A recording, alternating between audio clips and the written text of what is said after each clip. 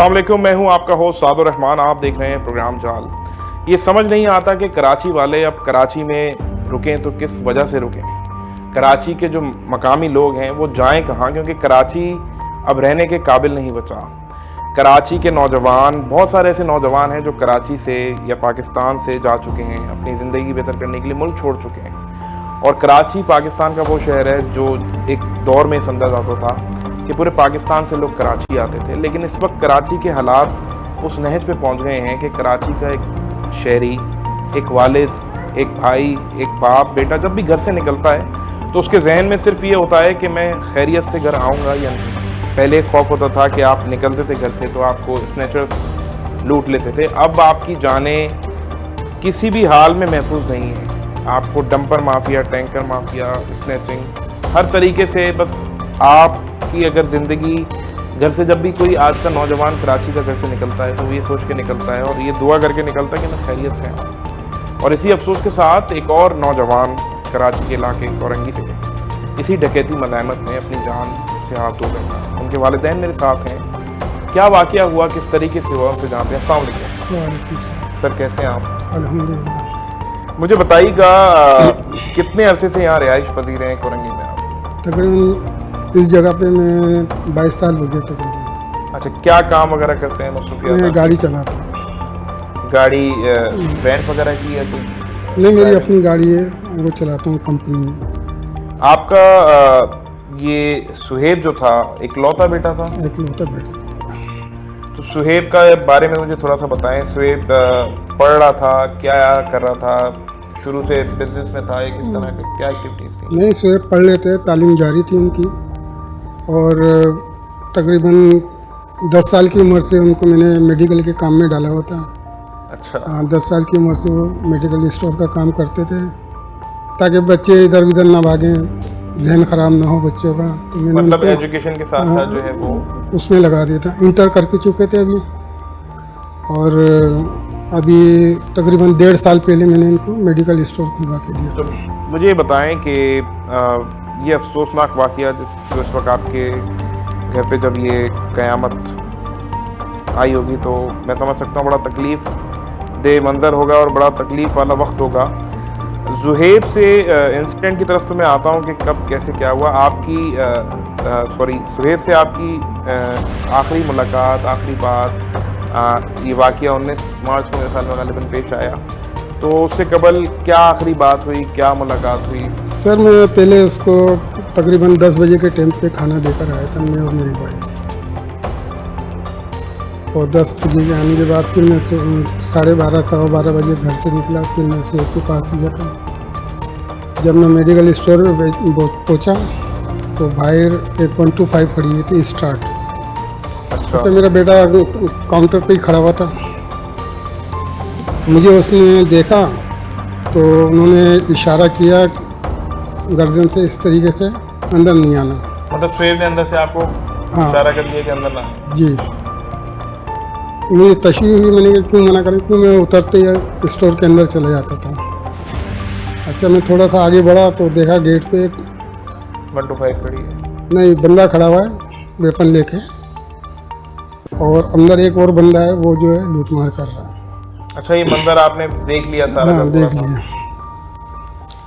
तो मैंने अपनी बीवी से बोला, यानी कि अपनी वाइफ से बोला कि डकैत आ गए, और यह है कि मैं थोड़ा सा आपको आगे कर दूं, फिर देखते हैं क्या करना है। अच्छा, एक तीसरा साथी भी उनका शायद था वहाँ पे, जो हमें देख के वो निकल गया आगे। अच्छा। हाँ, बैकग्राउंड में उनके थे कोई। जाहिर सी बात है, वो तो जब वारदातें करने आते हैं पूरा एक बैकअप लेके आते हैं। जब हम वहाँ पे पहुँचे तो वो हमें देख के आगे हो गए। बहरहाल मैंने उन पे इतना गौर नहीं किया और मैं अपनी वाइफ को थोड़ा सा आगे लेके गया। अभी मैं इनको छोड़ ही रहा था, जैसे मैं पलटा हूँ तो गोली की आवाज़ आ रही है। समझ सकता हूँ, इस वक्त एक बाप के लिए बहुत मुश्किल होता है ये वक्त। और एक तो हमने मादी में बहुत सारे केसेस कवर किए हैं, तो अमूमन ऐसा होता है कि ख़बर मिलती है, लेकिन इस तकलीफ़ का अंदाज़ा शायद हमारे वो आला अफसरान, वो हमारे पुलिस के आला अफसरान या जो हमारे कर्ता धर्ता लोग हैं, उनको तब होगा जब उनके घर में शायद इस तरह का कोई वाक़या पेश आएगा या उनका कोई प्यारा इस तरह से। आप ज़रा सोचिए कि एक वालिद जिसकी एक इकलौती औलाद और बेटा जो है वो बाप का सहारा होता है, तो अंदाज़ा है मुझे कि बहुत मुश्किल वो होगा और आप हिम्मत नहीं कर पा रहे होंगे, लेकिन जाहिर सी बात है हम चाहेंगे कि आपके मुतालबात को आगे लेके जाएं। फिर क्या होता है सर, बताइए। गोली चलने से पहले एक आवाज़ आती है, डाकू आ गए, डाकू आ गए। तो उसमें से एक डाकू बाहर निकलता है और फिर वो वापस अंदर जाता है। शायद मेरे बच्चे ने उसको, पीछे वाले को पकड़ लिया था। तो जब वो दोबारा अंदर जाता है तो वो बच्चे को गोली मारता है। गोली की आवाज़ मैंने खुद सुनी, मेरी वाइफ ने सुनी और उनको मैंने निकलते हुए, भागते हुए देखा। 125 पे लोगों ने आवाज़ लगाई कि एम्बुलेंस मंगाए, एम्बुलेंस मंगाए। तो मेरी वाइफ की आवाज़ आई कि एम्बुलेंस को छोड़ें, रक्शे में डालें, किसी तरीके से इसको लेके जाएं 5.5 नंबर। बहरहाल रक्शे में डाला और 5 नंबर गए। फिर मैं भी बाइक पे था, मैं और मेरी वाइफ पीछे पीछे। फिर उसके बाद क्या होता है? तो हम जब पहुँचे 5 नंबर तो बच्चे को एम्बुलेंस में डाल देते। बच्चे को एम्बुलेंस में डाला। अब जाने वाला कोई नहीं, मेरे पास बाइक। मेरी वाइफ उनको एम्बुलेंस में अकेले खुद लेके गई। इतने में मेरा एक भाई कज़न आ गया, चचा का लड़का। गाड़ी मुझसे चल नहीं रही थी तो फिर मैं उसके साथ पीछे इनके गया जिला अस्पताल। जब मैं पहुंचा तो बच्चा एक्सपायर हुआ हुआ था। बच्चा तो मेरे ख्याल में नहीं एक्सपायर हो गया था, क्योंकि गोली दिल में लगी थी उसके यहाँ पे, इस जगह पे, और ये दिल को फाड़ते हुए पसली में जाके अटक गई थी। इस कर्ब का अंदाज़ा लगाएं, मेरी रिक्वेस्ट होगी। गुलाम नबी में साहब, IG सिंध आपसे, जावेद ओडो साहब और SSP कोरंगी तारिक नामा साहब, ज़रा सोचिए कि पहले तो वारदातों की खबर मिलती थी वालिदैन को या प्यारों को या अहले खाना को कि आपके फला रिश्तेदार, आपके भाई की इस तरह से वारदातों की। ज़रा कर्ब सोचिए कि अपनी औलाद को इस कराची की बदनसीबी कहें या क्या कहें कि अपने सामने इस तरह मरते हुए देखना, खुदा की कसम वो तकलीफ़ का अंदाज़ा मैं इस वक्त सोचते हुए, बोलते हुए, क्योंकि हम भी इंसान होते हैं, हमारे भी प्यारे हैं, बहन भाई हैं, तो बड़ी तकलीफ़ होती है, जज्बात हमारे अंदर भी होते हैं। तो माँ बाप के लिए और स्पेशली बाप के लिए वो मंजर देखना, वो तकलीफ़ देखना बहुत मुश्किल होता है। मैं वालदा की तरफ बढ़ूँगा। मुझे बताइएगा, ये अफसोसनाक सूरत हाल तो आपके सामने थी, उससे कबल सुहेब से आपकी मुलाकात क्या थी, और मुझे थोड़ा सा बताइएगा सुहेब कैसा था, मतलब नेचर कैसी थी? बचपन से जाहिर सी बात है आप माँ हैं, एक उनसियत होती है औलाद के साथ। किस तरह का बच्चा था, क्या शौक थे, क्या बनना चाहता था, क्या करना चाहता था?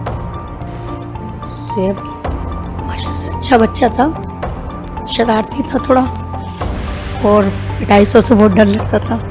इतने से डरता था कि कोई मुझे मारे ना, अपने काम के ना, यानी कि एक कहने में कर लिया करता था, परेशान नहीं करता था। तो मुझे कभी इकलौता होने के बावजूद भी कभी परेशान नहीं करा।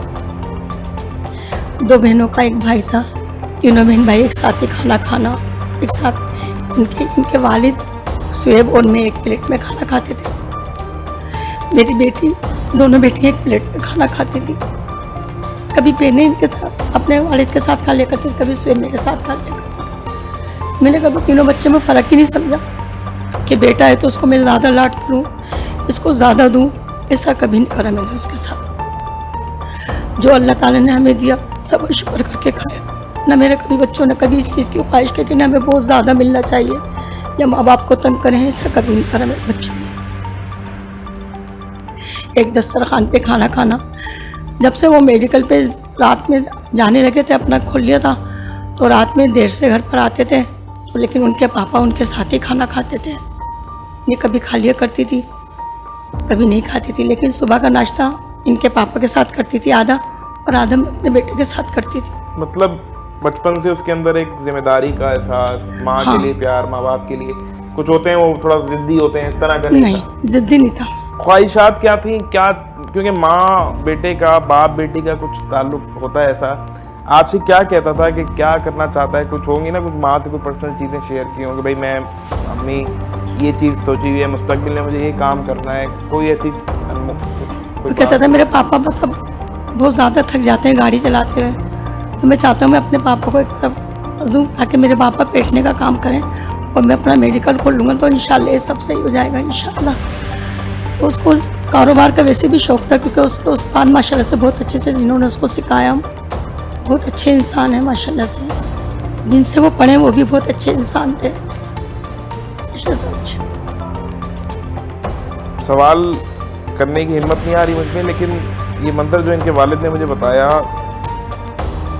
क्या कैफियत थी आपकी जब ये सब देखा और उसके बाद जब हॉस्पिटल गए, थोड़ा बताइएगा मुझे। जब हम 10 बजे उसको खाना देकर आए ना, मैं और मेरे शोर, तो वो मेडिकल पर थे, इनके पापा का ब्लड प्रेशर लो हो रहा था, तो इनके अपने पापा से कहने पापा मैं आपको कैल्सी देता हूँ, आप कैल्सी पी लो।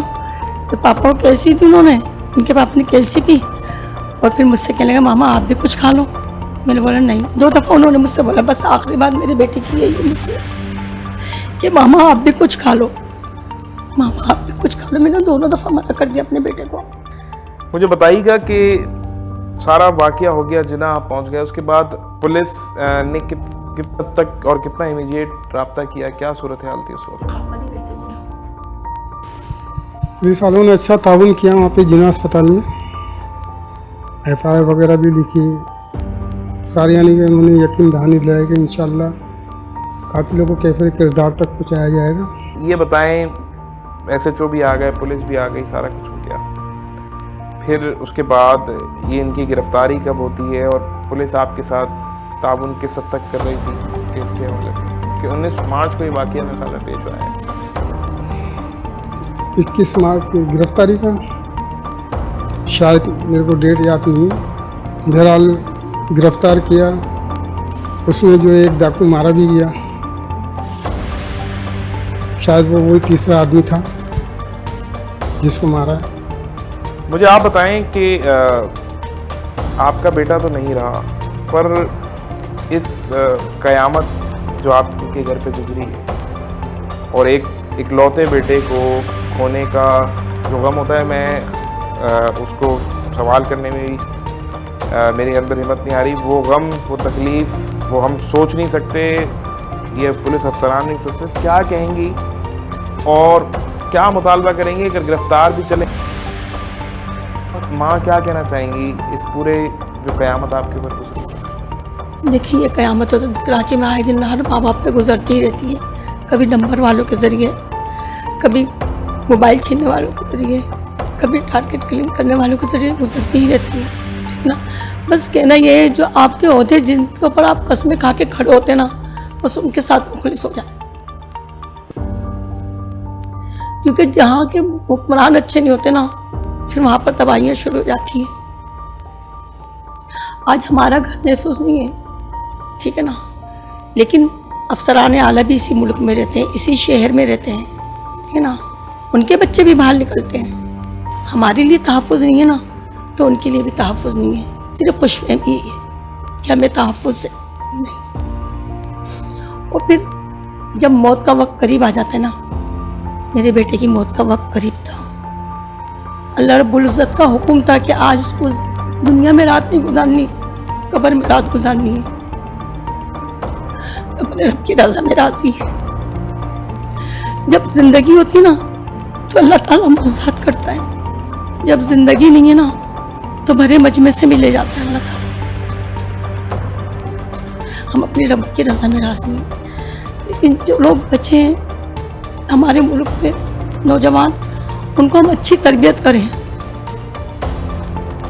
सबसे ज़्यादा मोबाइल ने हमारे मीडिया को, जनरेशन को बिगाड़ दिया है, जो हम समझते नहीं हैं। ये बात तो आप बिल्कुल सही कह रही हैं। माशरे में तो खैर बहुत सारी वो हैं, लेकिन मौत का वक्त तो मुकर्रर है, ये बात पे तो हम सबका ईमान है। पर जो कराची का एक निज़ाम है उस पर अब देखें, जिस तरह से ये गिरफ़्तार हो गए, बहुत सारे ऐसे केसेस होते हैं जिसमें गिरफ़्तारी के बाद हम देखते हैं कि वो डकैत, क्रिमिनल्स जेलों से बाहर आ जाते हैं, मुझे बताएं आपका मुतालबा आईजी सिंध गुलाम नबी मेमन साहब से क्या होगा, क्योंकि गिरफ्तारी तक केस नहीं होता। आप कहना क्या चाहती हैं कि वो बस गिरफ्तार होना ही एक हल था आपके बेटे नहीं के कत्ल नहीं, का? उनका गिरफ्तारी होना हल नहीं है। वो मेरे बेटे के केस में नहीं है, वो और बहुत सारे केसों में होंगे। बिल्कुल ऐसे फर्स्ट टाइम की हरकत तो नहीं होगी उनकी ये, ठीक है ना। हर दफ़ा करते होंगे वारदात, ठीक है। कत्ल भी बहुत सारे करे होंगे, तो उनको सज़ा दें ताकि उन्हें एहसास हो कि हाँ सज़ा मिलती है। जब हम गुनाह करते हैं तो सज़ा मिलती है, और अगर इस दुनिया की अदालत में नहीं मिली तो अल्लाह रब्बुल इज़्ज़त की अदालत बहुत बड़ी है। मैं आपके ईमान को और आपके हौसले को सलाम पेश करता हूँ। मैं आपके ईमान को और आपके हौसले को सलाम पेश करता हूँ। मैंने बहुत सारे इंटरव्यूज़ किए हैं अपनी अब तक के सहाफ़ती करियर में, पर एक माँ अपनी औलाद और अपना एक इकलौता बेटा खो दे और उसके बाद अल्लाह की ज़ात पे ऐसा इक्तिफ़ा हो कि मैं बड़ा इनकी इस चीज़ को करूँगा कि यहाँ से आप अंदाज़ा लगाएं कि हमारे कराची में किस किस तरह के लोग कहाँ रहते हैं। और अफसरान हुक्मरान देखें, उनका ज़र्फ देखें आप, कि वो कह रही हैं कि उसका वक्त मुकर्रर था और उनको अल्लाह, क्योंकि उनकी अपने अल्लाह से अल्लाह ताला का हर बंदे से एक अपना ताल्लुक़ होता है, तो वो उनको उस पर वो नहीं है। लेकिन आप लोगों के लिए अफसोस का अलमिया ये है कि मैं हैरान हूँ कि मैंने बहुत सारी माओं के ऐसे इंटरव्यूज़ किए हैं जो अपने प्यारों को इस कराची की बदनसीबी की वजह से, यहाँ के स्ट्रीट क्राइम, यहाँ की बड़े बड़े इशूज़ की वजह से अपनी औलादें, अपने प्यारों को खो चुके हैं। पर वो बहुत गुस्से से मुतालबात करते हैं। उन्होंने कहा कि अल्लाह ने अगर बुलाना था औलाद को तो बुला लिया, पर जो अफसरान, जो हुक्मरान, जो लोग यहाँ इस कराची में रहते हैं, उनकी भी औलादें हैं। मैं बहुत आपके हौसले को अप्रिशिएट करूँगा और बिल्कुल इसका हल यही है कि कैफर किरदार तक पहुँचें। सर आप मुझे बताएं, मुल्ज़िमान गिरफ़्तार हो जाते हैं, चीज़ें हो जाती हैं, अब बतौर बाप एक ही बेटा जिससे बहुत सारी उम्मीदें लगी होंगी, सहारा होता है, कंधा होता है। अल्लाह ताला जब बेटा पैदा करते हैं तो फरमाते हैं कि जा अपने बाप का बाजू बन, और जब बेटी पैदा करते हैं तो फरमाते हैं कि मैंने तेरे बाप की बाजू बनने की जिम्मेदारी मैंने ले ली। औलाद तो औलाद होती है, पर आप क्या कहेंगे सर, बाजू जो था वो तो अब चले गया। इस निज़ाम पे, इस पुलिस पे, हमारे सिस्टम पे, और जो बदनसीबी का अलमिया है कि हर घर से हर रोज़ खबर मिल रही होती है किसी का प्यारा चले गया, क्या मुतालबा करेंगे? हुक्मरानों से मुतालबा यही है कि इन लोगों को कैफे किरदार तक पहुँचाया जाए और कोई ऐसा कानून पास किया जाए कि इनको सरेआम सज़ा मिलनी चाहिए, ताकि दूसरों को देख के इबरत हासिल हो और ये जराइम थम सकें। लेकिन मैं समझता हूँ कि ऐसा कानून हमारे यहाँ पास होना नामुमकिन है। मुल्ज़िमान तो देखें गिरफ्तार हो गए, मुल्ज़िमान तो गिरफ्तार हो गए, अब देखें सज़ा होती है नहीं होती है। आप मुतालबा, क्योंकि देखें आप वालिदैन हैं, आपका मुतालबा बहुत मैटर करता है। मुद्दई भी होंगे, आप वालिदैन हैं, आपने बेटा खोया है, आप इससे परेशान क्यों हो रहे हैं? आपका ही तो मुतालबा है, गोद तो आपकी उजड़ी है ना, आप औलाद तो आपकी गई है ना, किसी और की नहीं गई। गिरफ्तार कर लेना सिर्फ पुलिस का काम नहीं है। आपको IG Sindh, additional IG Karachi ये सुन भी रहे हैं, देख भी रहे हैं मुतालबा, वज़ीर आला सिंध मुराद अली शाह साहब भी देख रहे हैं, क्या कहेंगे? अपना मुतालबा तो बताइए। बस मेरा मुतालबा यही है कि भाई इनको कैफे किरदार तक पहुँचाया जाए, इनको सज़ा होनी चाहिए ताकि हमारे दिल को ठंडक पहुँच सके, सुकून मिले। हुकूमत से कोई मदद की अपील, क्योंकि जाहिर सी बात है आपने कर्ज लिया है, मेडिकल खोला था, कोई कुछ कहना चाहेंगे? आप कुछ कहना चाहेंगी? सर हम क्या बोल सकते हैं? हाँ आप बताइए। किसी चीज़ की अपील नहीं। जब अल्लाह ताला दुख देता है ना तो असबाब भी बनाता है। उसने भूखा सुलाता जरूर है, लेकिन उठाता जरूर है, लेकिन भूखा सुलाता नहीं है। और रब्बुल इज़्ज़त ने जो दुख हमारे नसीब में लिखे है वो हमें राहत भी नसीब करेगा। हुक्मरान कुछ नहीं करते।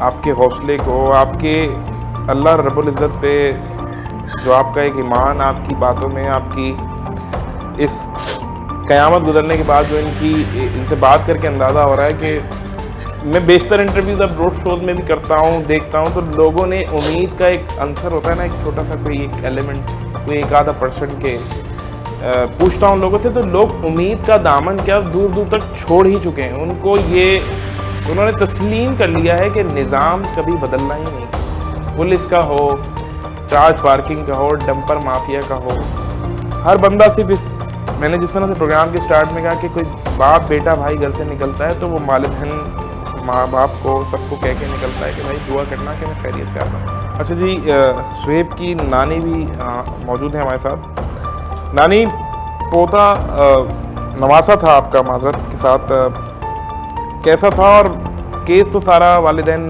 बता ही चुके कि क्या क़यामत आप लोगों के घर पे गुजरी। क्या कहेंगी, आपने भी ज़िंदगी गुजार ली होगी इस शहर के अंदर, और सुहेब के हवाले से क्या कहना चाहेंगी? कैसा बच्चा था? हुकूमत से, पुलिस से क्या मुतालबा करेंगी? मेरा नवासा बहुत अच्छा था, अल्लाह का शुक्र है।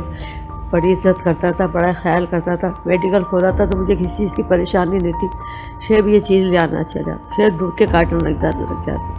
नानी भूख लगी, खाना दो, नमाज़ पढ़ के खाना खाओ, चाय बना दो नानी, सब करता था। मुझे 10 दिन हो गए थे मेरे को नवासे को देखे हुए कि मुझे रातों को नींद नहीं आती। परसों मेरे घर से आए, मैं सारी रात रोती रही कि कैसे सोएंगे, कैसे खाएंगे, कैसे किएंगे, मुझे नींद नहीं आती। अपनी बेटी नमाज को देख देख के बाजू पड़ गया, उसको बताओ कौन खिलाएगा।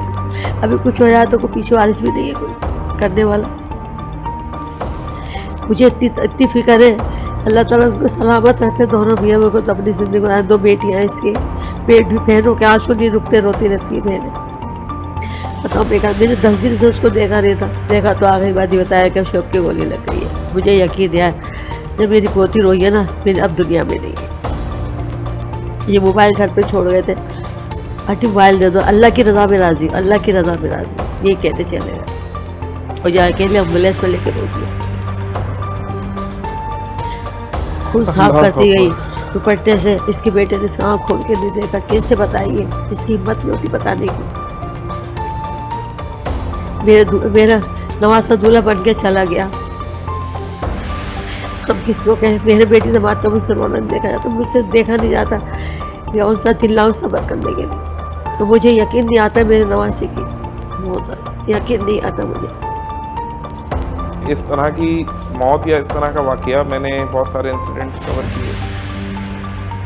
मुझे तो यकीन ये नहीं आ रहा कि होश में कैसे हैं। मतलब आप किसी की औलाद उसके सामने मारती जाए, अल्लाह ताला आप लोगों को हिम्मत सब्र दे। डोली में लेकर बताइए कि इस तकलीफ को तो जितना हम दोहराएंगे उतनी तकलीफ महसूस होगी वालिदैन को भी, आपको भी। मुतालबा क्या करना चाहेंगी? आपने भी अरसा दराज इस निज़ाम को, इस कराची के पुलिस को, हुकूमतों को देखा होगा। कोई मुतालबा मुल्ज़िमान देखो हुकूमत अच्छी नहीं है, सबसे बड़ी बात तो एक हुकूमत अच्छी नहीं है। मुतालबा करते हैं तो पूरा कर, इनका साथ क्या करेंगे, इनके साथ कुछ करते हैं ना, इतने दिन हो गए, कुछ तो मुतालबा पूरा करते ना। मेडिकल भी कराए गए, छोड़ के गए 1 साल के अंदर, क्या कर लेगा बच्चा? तुम बता दो क्या करे? कुछ भी नहीं कर सकता। क्या करा तुम? आपने कुछ भी नहीं करा, कुछ करा कोई भी? सारा अकेले काम, कुआ खोलना रोजाना। वज़ीर आला से किसी से कोई अपील करेंगी? सिंह को पता नहीं है, मदद करें इन लोग। अगर उसको उनको पता है तो सारे मुतालबे खुद पूरे करते हैं। हम अपन को नजर नहीं आ रहा। एक लोग बेटा था, उसका 2 बहनों का भाई था। बहनें किससे मुतालबा करेंगी कि हमारा भाई चला गया? माँ बाप इंतज़ार किसका करेंगी? मेरा बेटा आएगा, मेरे साथ खाना खाएगा, मेरा बेटा बेटे का नाश्ता करेगा, मेरे साथ किसको कहेंगे? हाँ बता दें मुझे, किसको कहेंगे? आके उसकी नवासी चली जाती तो कौन देखेगा? कोई देख सकता है? आप लोगों के आंसू, आप लोगों के जज्बात, आप लोगों के पास मुझे इस चीज़ का बता रहे हैं कि सुहेब किस शख्सियत कैसी थी, किस शख्सियत रखता था, वो किस तरह की और किस तरह का लड़का था। और आंसू या आंखें इनकी नम क्यों ना हो जब मुस्तकबिल या जो औलाद पे वालिदैन बड़ी बचपन से उसको पाल पोस के जब बड़ा करते हैं तो बहुत उम्मीदें होती हैं कि यार मेरी औलाद ये करेगी। और जब ऐसे मौके पे या इस तरह की क़यामत किसी के साथ भी हो जाए तो उसकी तकलीफ़ का अंदाज़ा खुदा की कसम सिर्फ वही शख्स लगा सकता है, अल्लाह माफ़ करे, जिसके ऊपर ये क़यामत गुजरी हो। और वो हुक्मरान, वो पुलिस वाले, वो जिनकी ज़िम्मेदारी है, जिनको अल्लाह ने कुदरत ने बिठाया है, वो तभी लगाएंगे जब उनके घर में कोई इस तरह का वाकया पेश आएगा। जितनी मुझे एक फल लगा दिया था अल्लाह ताला ने वो भी ले लिया, ले लिया। लेकिन मेरे दिल को यकीन नहीं आता। मेरी बेटी कहती है, दमाद कहता है, लेकिन मुझे रातों को नींद नहीं आती, दिल कबूल ही नहीं करता मेरा।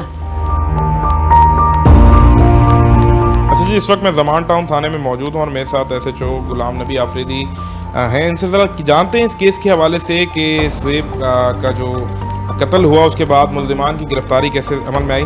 सर, सबसे पहले मुझे बताइएगा ये वाक़ये की रिपोर्ट आपको कब मिली, क्या सूरत हाल हुई और मुल्ज़िम गिरफ्तार कब हुए हैं? सर, ये 19 मार्च का वाक़या था। मेरी पोस्टिंग बाद में हुई थी और पोस्टिंग के साथ ही अफसरान बाला ने स्पेशली इसका टास्क किया क्योंकि डकैती विद मर्डर था। तो उस पर अल्हम्दुलिल्लाह टेक्निकल बुनियादों से और CCTV और इन्फॉर्मर्स के ज़रिए हमने काम किया, जिससे अल्लाह ने मदद की। और इसमें इस वाक़ये के अंदर तकरीबन ये 3 मुल्ज़िमान थे। एक बार बैकअप पे था और दो उनके साथ जो है ना हाथापाई करने लग गए और हाथापाई के दौरान जो है ना फायर हुआ और उस फायर से शुएब उम्री मेरे ख़्याल से 18 साल थी कि क्या थी, वो हलाक हो गए थे। और जावेद इसके कंप्लेनेंट थे, उसके वालिद। और इसमें जो फायर करने वाले थे वो मिर्ज़ा अली वल्द शौकत अली थे। दूसरा जो मुल्ज़िमान थे मोहम्मद समी था और इसकी उर्फियत सनी थी और वल्द रफ़ीक था। तीसरा जो था अफ़ान उर्फ अब्दुल्ला था। और जो हमने पकड़े थे ये 4 मुल्ज़िमान थे और इसमें एक मुल्ज़िम फैज़ान था, चौथा फैज़ान था। तो इनकी इत्तला मिली थी किसी जगह पे मशकूक सरगर्मियों की और उस इत्तला पे मैंने अपनी ज़मान टाउन पुलिस रवाना की और यूनुस जट साहब का जैसी मुल्ज़िमानों के करीब पहुँचे तो उन्होंने पुलिस पार्टी पे फायरिंग की। पुलिस ने जवाबी फायरिंग की जिसमें मिर्ज़ा अली जो था वो मौके पे हलाक हो गया था। 3 गिरफ़्तार हो गए थे जिनसे 2 मोटरसाइकिलें और 3 TT पिस्टल बरामद हुए और जिसकी जो पिस्टल उनसे रिकवर्ड हुई वो होल भी इनके मैच हुए और ये वाक़यात थे जिसको हमने डिटेक्ट किया। मतलब ये पुलिस मुकाबले में जो है बेसिकली मुल्ज़िमान जो है गिरफ़्तार हुए हैं और एक हलाक हुआ है ना। अच्छा, मुझे ये भी बताइएगा कि ये जो 3 बंदे थे, जो 4 आपने बताया जब पुलिस मुकाबला हुआ तो 4 मुल्ज़िमान थे, लेकिन इस CCTV जो इस वाक़ये की हमने देखी उसमें 3 मुल्ज़िम थे। तो ये माजी में भी कोई मेडिकल स्टोर को वारदात का निशाना बना चुके हैं या पहली वारदात थी? नहीं, इनकी अभी 1.5-2 महीने से आए थे। 1.5-2 महीने में इन लोगों ने 3 मोटरसाइकिलें किराए से छीनी थी, एक ज़मान टाउन से छीनी थी। कम से कम 15-20 वारदातों का इंकिशाफ किया और एक आराम बाग के अंदर अल्ट्री मैदान के अंदर इन लोगों ने वहाँ भी गन शॉट किया। वहाँ ये 1.5 करोड़ की वारदात की नीयत से गए थे ट्रैवल एजेंसी में। वहाँ भी इन लोगों ने एक शख्स को जो इनका पियून था उसके पेट में गोली मारी है। उस केस में भी इनकी गिरफ्तारी अमल में आई है। हमारा केस चूँकि डकैती विद मर्डर था वो SIU के पास था तो इनकी तफ्तीश SIU ट्रांसफ़र हुई थी और ये तकरीबन 5-6 रुकनी टीम थी जिसमें 4 की गिरफ्तारी अमल में आई है और 2 एक रज़ा वगैरह क्रॉसिंग पे रहता है। कुछ और भी लड़के इनके गैंग में शामिल हैं। जैसा कि आज के प्रोग्राम में हमने आपको दिखाया कि कराची का एक और नौजवान कितनी बेदर्दी के साथ कत्ल कर दिया गया, लेकिन सवाल ये है कि आखिर कब तक ये सिलसिला चलता रहेगा और कितनी और माएँ हैं जिनकी गोदें इसी तरह से उजड़ती रहेंगी। कराची का अलमिया बन चुका है। पहले एक दौर होता था जब कोई भी ऐसा क्रिमिनल एक्टिविटी होती थी, कोई बड़ी वारदात होती थी तो अहले खाना को, वालिदैन को एक उम्मीद होती थी कि पुलिस इदारे और हुकूमत उनका साथ देगी। लेकिन भले ही इस केस के मुल्ज़िमान गिरफ़्तार हो चुके हैं लेकिन उस माँ की जो गोद उजड़ गई वो क्या वापस आ सकती है? और अभी तक मेरी जहन में, मेरे दिमाग में उस माँ के वो अल्फाज घूम रहे हैं कि उसका इंसाफ अल्लाह लेगा। आप इससे अंदाज़ा लगाएं कि हमारे कराची के शहरी पहले एक दौर में थोड़ा बहुत किसी वारदात के बाद इदारों पे रिलाई करते थे, उम्मीद लगाते थे, लेकिन अब हमारा अलमिया उस लेवल पे पहुंच चुका है कि हमारे शहरियों ने, चाहे वो डंपर की वजह से कोई कत्ल हो, स्ट्रीट क्राइम की वजह से कोई कत्ल हो, टैंकर माफिया की वजह से कत्ल हो, लेकिन अब मायूस कुन हो चुके हैं। और ये अलमिया, ये सवालिया निशान हमारे इदारों के ऊपर है, हमारी हुकूमत के ऊपर है, हमारी पुलिस के ऊपर है। गिरफ़्तारी कर देना सिर्फ एक आपकी ज़िम्मेदारी नहीं होती। और सबसे इम्पॉर्टेंट सवाल ये है कि आखिर कब तक? पिछले साल भी 110 लोग इस शहर से अच्छे अच्छे घरों के नौजवान और अच्छी अच्छी माओ की गोदें उजड़ गई। और इस साल भी अगर मैं बात करूं तो रवां साल में 25 से ज़ायद डकैती मदायमत पे कराची के शहरी कत्ल हो चुके हैं। तो आखिर कब तक ये सिलसिला चलता रहेगा और कौन इसको रोकेगा? चाल प्रोग्राम की पूरी टीम और मुझे दीजिए इजाज़त। देखना ना भूलिएगा प्रोग्राम चाल।